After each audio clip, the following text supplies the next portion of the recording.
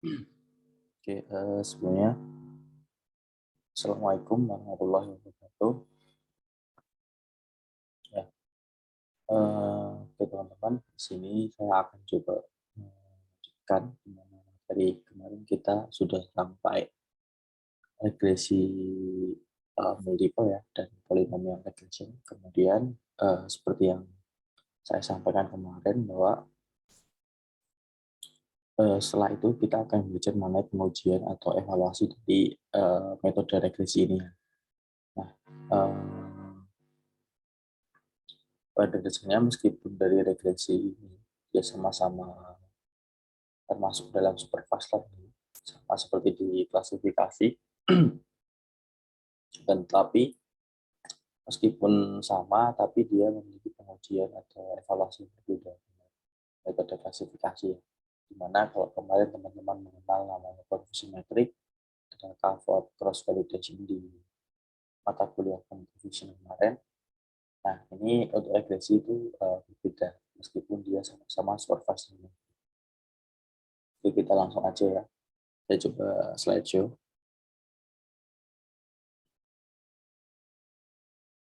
Oke.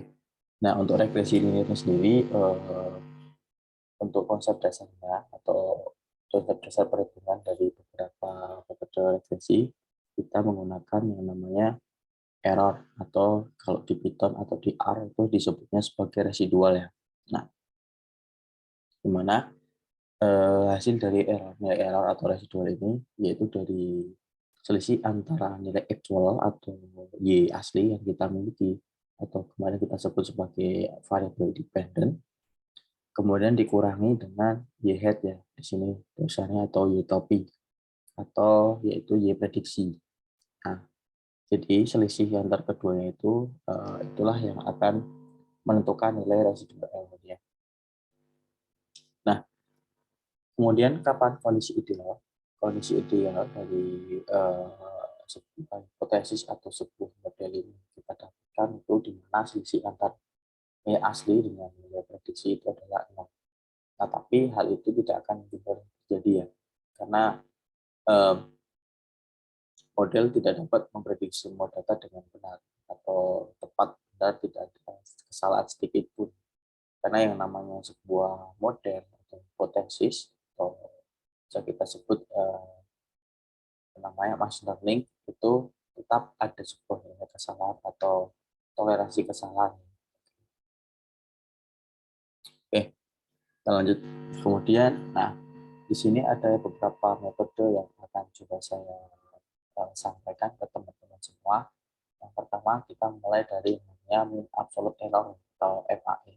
Ada satu metode yang paling sering digunakan juga di regresi linear.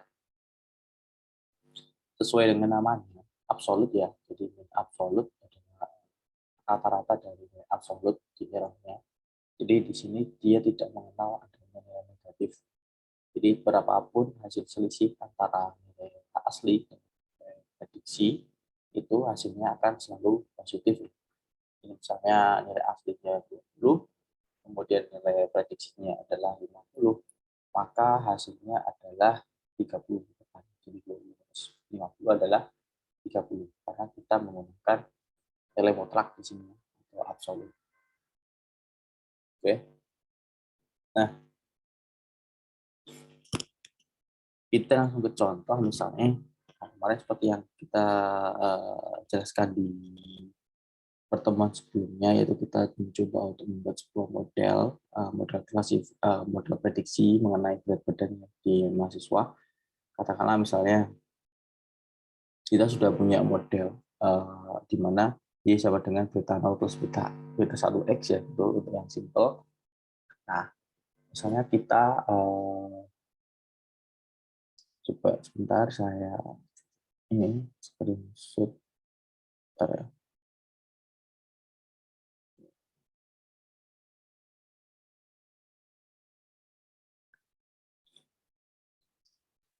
Nah,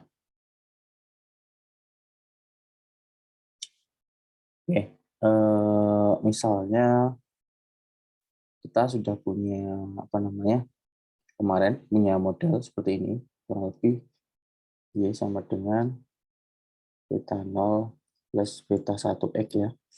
Nah, di mana misalnya nilai yang kita dapatkan, misalnya beta 0 adalah 0,05 plus beta 1-nya adalah misalnya 12,7X. Nah, ini adalah sebuah model yang kita miliki misalnya ya. Nah, kemudian di sini kita punya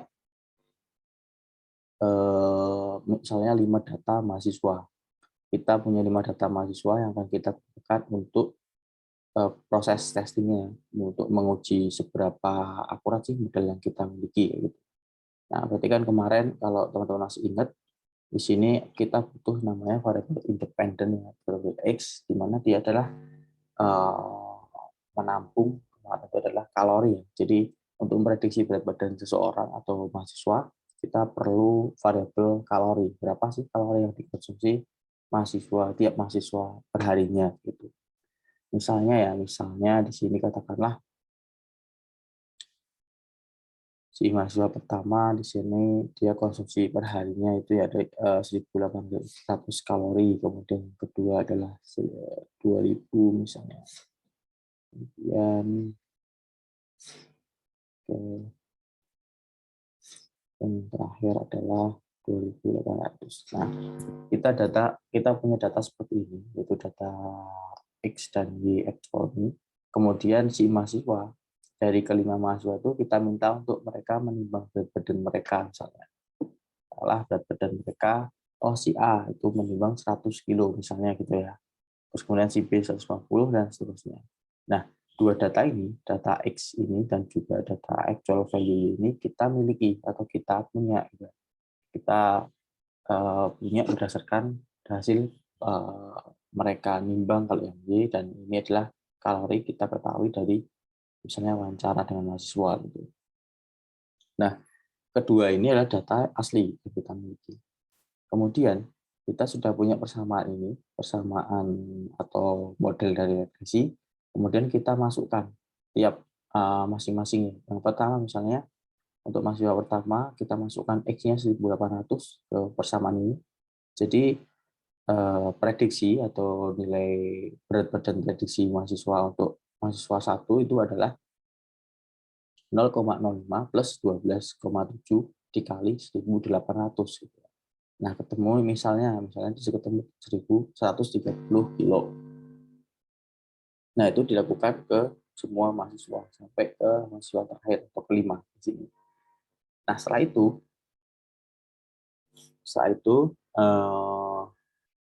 kita lakukan operasi mencari nilai error ya, tadi yaitu dengan rumus sama dengan E adalah Y minus Y topi ya, atau Y predik gitu. Nah, kita lakukan operasi ini sehingga mendapatkan hasil seperti ini. Jadi 100 minus 130 ketemunya adalah minus 30 ini. Kemudian ini ketemunya minus 20 dan seterusnya sampai yang 300 minus 325 yaitu minus 25. Nah, ini adalah hasil selisih antar keduanya itu ya, antar nilai Y asli dengan Y prediksi. Nah, kemudian karena kita menggunakan metode mean absolute error atau MAE yang tadi bahwa dia tidak mengenal nilai negatif, sehingga kita akan mengabsolutkan nilai selisih dari keduanya. Jadi dari yang minus 30 jadi 30, kemudian yang minus 20 jadi 20, dan sampai yang minus 25 jadi 25. Nah, setelah itu kita lakukan penjumlahannya, kita sum ini ke semuanya, kemudian kita bagi dengan jumlah data yang kita miliki untuk testing. Nah, ketemulah ini ya, 21. Nah, 21 ini adalah nilai dari MAE, dari model yang kita miliki ini. Nah, kemudian yang saya baca kemarin, beberapa referensi, di mana untuk MAE ini belum ada yang namanya ambang batas ya, berapa nilai yang diperbolehkan untuk kelayakan suatu model. Nah, tapi dari beberapa referensi kemarin mengatakan bahwa semakin kecil nilai MAE itu model bisa dikatakan semakin baik. Jadi mendekati nilai 0. Tapi tidak akan menjadi nol, hanya mendekati saja. Seperti itu. Oke, kemudian ini adalah metode yang MAE. Selanjutnya, nah, ada yang namanya metode MSE atau mean squared error ya. Nah, jadi ini agak berbeda dengan MAE. Dimana untuk yang MSE dia mengenal adanya nilai negatif maupun nilai positif. Nah, jadi hasil dari pengurangan keduanya itu akan dikenali sebagai nilai negatif jika hasilnya adalah negatif dan positif jika hasilnya adalah positif. Oke, kita langsung ke contoh. Nah, jadi kita menggunakan data yang sama tadi untuk memberikan ilustrasi atau contoh untuk yang MSE. Nah, di sini hasil dari errornya adalah minus 30, kemudian sesuai dengan rumusnya ini ya. Jadi hasil pengurangan ini atau selisihnya kita kuadratkan. Nah, sehingga dari minus 30 ini kita kuadratkan jadi 900. Kemudian minus 20 jadi 400 dan sampai di minus 25 kuadrat adalah 625. Kemudian sama ya, kita jumlahkan semuanya ini, lalu kita bagi dengan jumlah data, ketemunya adalah 485.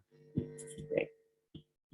Nah, oke, yang untuk MAE dan MSE ini yang beda ya, metode yang beda. Jadi kita tidak bisa membandingkan keduanya ini karena apa namanya? Misalnya kita bandingkan pun tidak akan pernah ketemu gitu ya. Karena memang keduanya itu beda metodenya. Nah, terus gimana untuk membandingkannya? Bisa kita menggunakan yang metode satunya, yaitu yang root mean square error ya. Nah, jadi yang RMSE itu adalah eh, hasil dari MSE kita akarkan. Jadi hasilnya 485 tadi tinggal kita akarkan. Jadi akar dari 485 berapa? Nah, itu seperti ini ya. Oke. Jadi kita sudah mendapatkan hasil 485 di MSE tadi. Nah, kemudian kita akan menghitung ke RMSE. Jadi kita cukup membuat akar ya. Jadi seperti ini. Kurang lebihnya kita bikin akar gini ya. Akar 485 ya. Jadi 485 ini kita akarkan.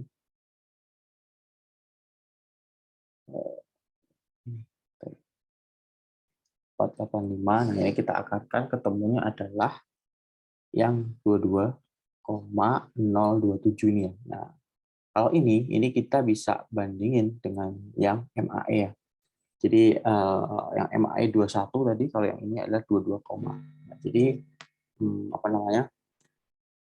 Kita bisa membandingkan untuk nilainya tidak jauh berbeda. Terus kenapa kok yang ini lebih besar daripada MAE? Tadi yang MAE kan 21.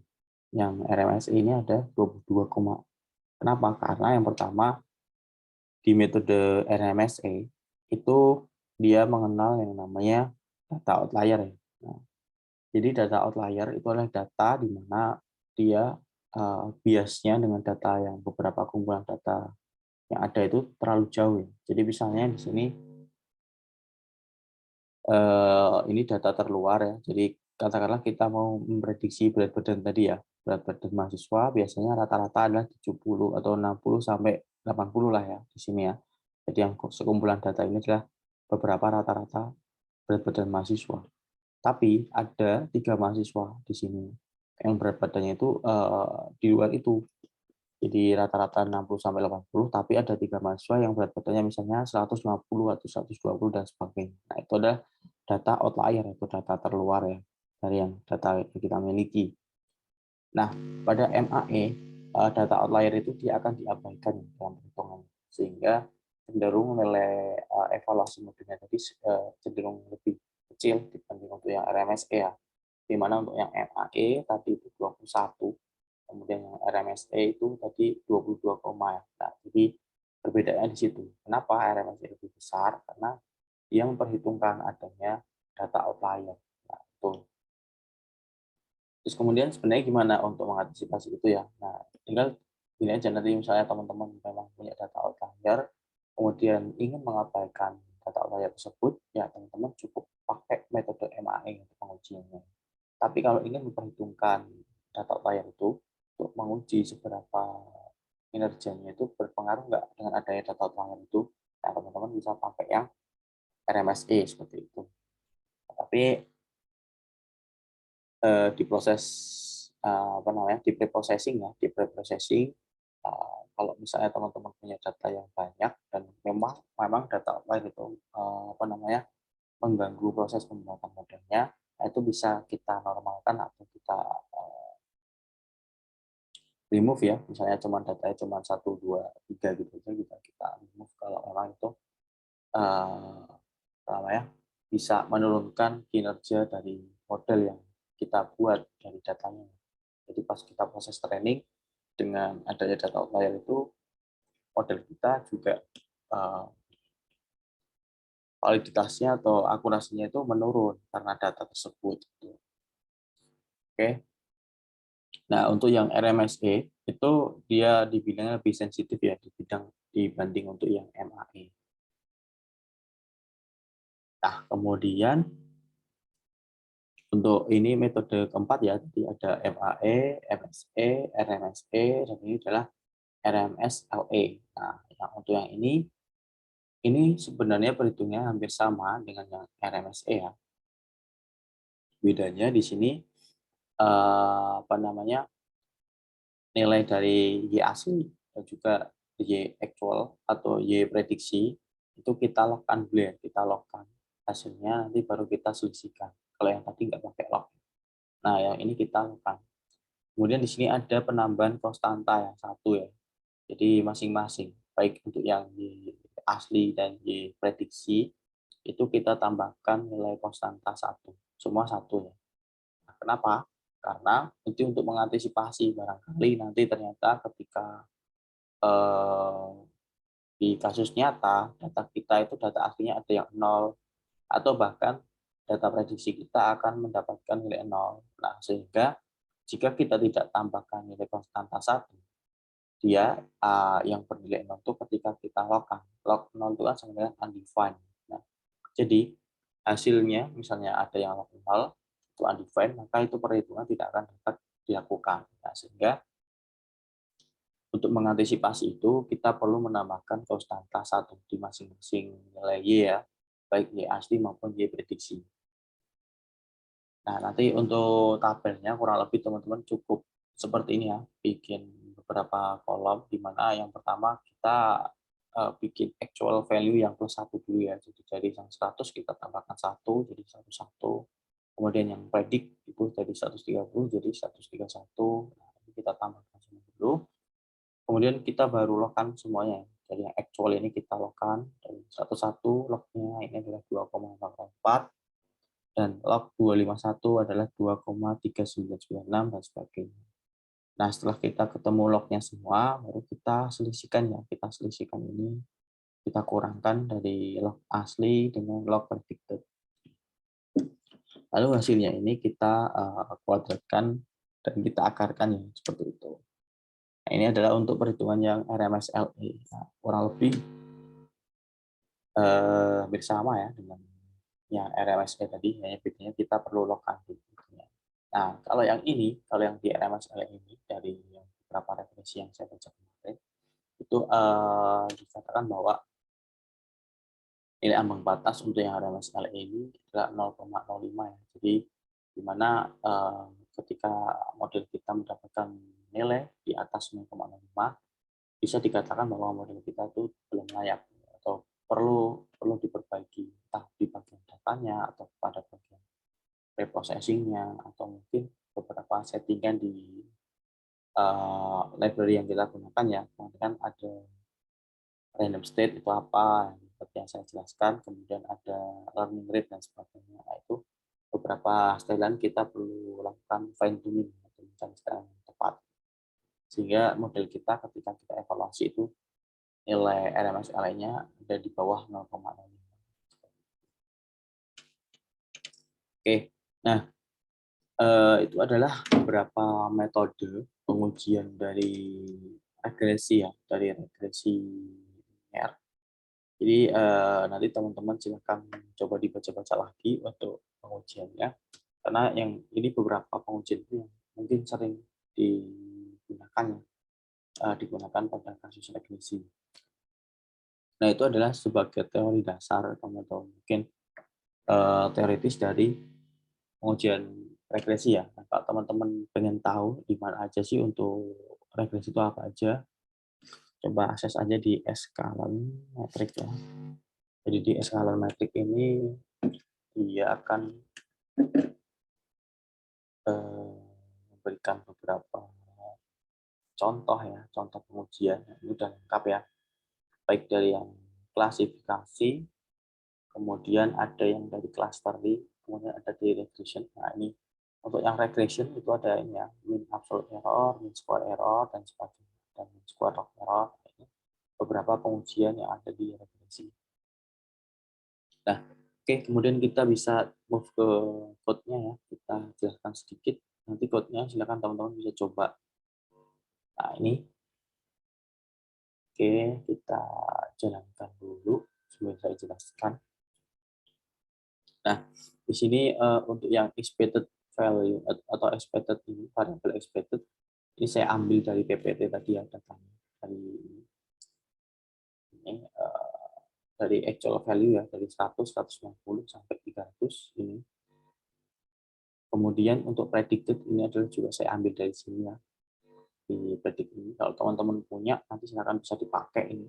Nah, kemudian setelah kita deklarasikan di sini beberapa variabel ya, kita ada variabel actual value dan predicted value. Kemudian kita di sini membuat sebuah variabel namanya error. Nah, error ini tipe datanya adalah list. Nah, jadi di Python itu ada 3 tipe data untuk menyimpan data lebih dari satu ya. Ada list, ada tuple, ada dictionary. Nah, kalau di PHP dan Java dan sebagainya itu dikenalnya sebagai array dan objek aja. Jadi cuma ada 2 jenis. Tapi kalau di Python itu ada 3 jenis. Ada tuple, list, array. Tuple, list, dictionary. Nah, yang list ini dia yang mirip dengan array seperti itu. Nah, kemudian baris berikutnya kita looping ya. Kita looping. Di sini kita bebas mau menjadikan expected atau predicted sebagai parameter untuk rentangnya atau range-nya ya, karena keduanya memiliki jumlah data yang sama. Jadi kita di sini pakai yang expected aja. Kemudian, nah, core-nya di sini.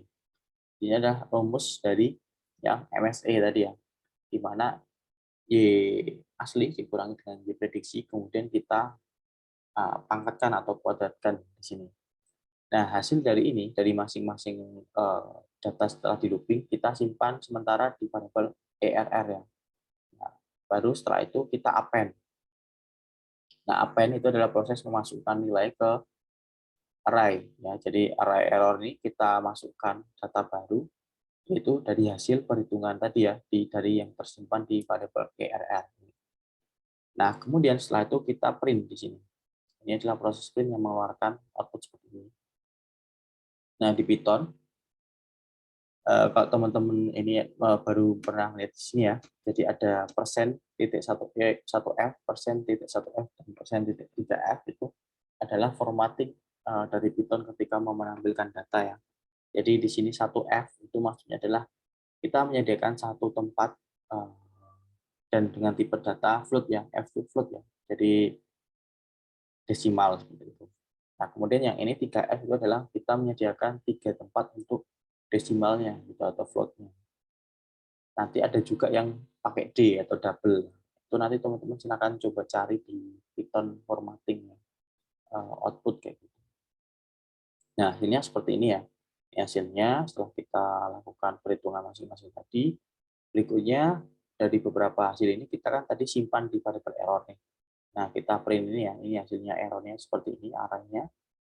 Oke, setelah itu bisa kita membuat sebuah grafik dengan matplotlib di sini. Nah, jadi grafiknya kurang lebih seperti ini. Dari yang 900, ini adalah dari di mana data prediksinya adalah 130. Nah, kemudian yang 400 ini adalah data prediksinya yang 170, dan 400 ini data prediksi untuk yang 220, dan sebagainya. Ini adalah grafik untuk yang MSE. Nah, ini adalah secara konvensional ya, dari yang melakukan pengujian seperti itu. Nah, Tapi kita juga dapat melakukan pengujian MSE itu dengan library dari Scala tadi ya yang ada di Matrix ini. Nah, ini teman-teman bisa pakai di sini, bisa misalnya kita buka aja, kita coba lihat seperti apa. Nah, itu penggunanya ini ada contohnya di sini nanti kalau mencoba. Nah, itu kita tinggal panggil aja ya dari scalar matrix import mean square error di sini. Kemudian kita masukkan parameter expected dan predicted. Nah, ketika kita print, dia akan keluar hasilnya. Nah, ini 485 sama dengan di PPT tadi ya. Tuh. Lalu di sini kita yang RMSE. Nah, ini yang 22, nah, terkesan teman-teman mungkin lah ini kok sama ini untuk fungsinya mean square error. Ya, karena di sini di yang RMS ini kita tambahkan parameter square sama dengan false. Nah, jadi kita lihat ada di keterangan di sini ya di RMSE di MSE. Ini ya MAE. Oke. MSE.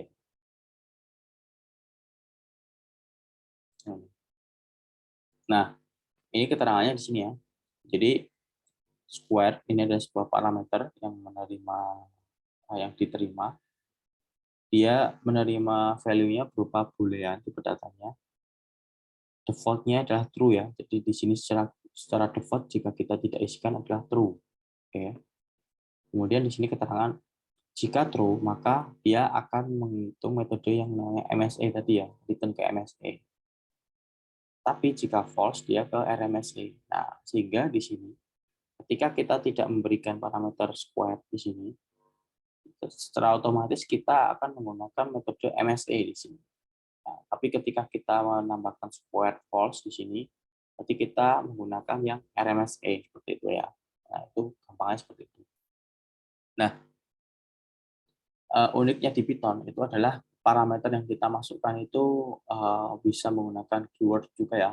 Square ini kan keyword ya. Nah, jadi di Python itu ketika kita membuat sebuah function itu ada yang namanya di sini parameter opsional ya. Jadi ada ARGS dan Quartz atau KWRGS gitu. Nah, yang di sini itu adalah contoh dari yang Quartz atau keyword argument atau panjangan seperti itu ya. Jadi di Python menerima parameter berupa keyword serta argumennya. Jadi tidak hanya argumen saja atau value-nya saja. Oke. Nah, kemudian di sini ini adalah cara konvensional juga untuk yang MAE ya. Jadi ini secara prinsip sama dengan ada di atas, hanya bedanya di bagian perhitungan ERR ini ya.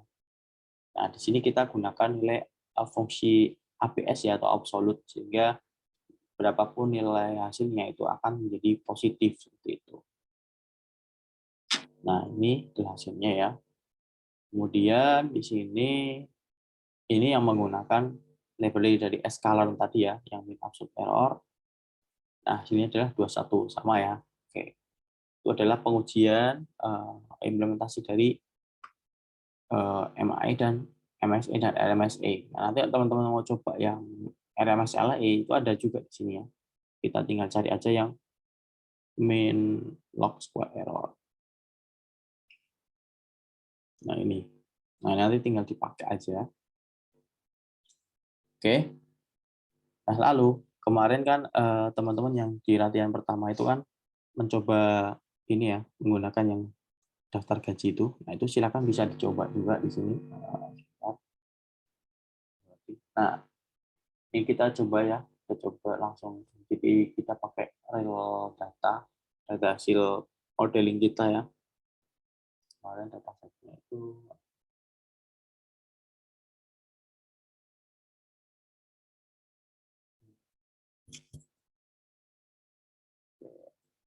jalankan. Oke, kita baca ya kemarin. Terus ini kemudian kita splice, kita potong pakai function ilog. Ya, kemarin harus ingat ya ilog untuk mengambil kolom. Kalau yang -1 itu semua kolom kecuali kolom terakhir. Gitu ya. Dan kita ini split jadi data train dan data testing. Random step kita step 0 ya, jadi tidak akan ada shuffle setiap ada training.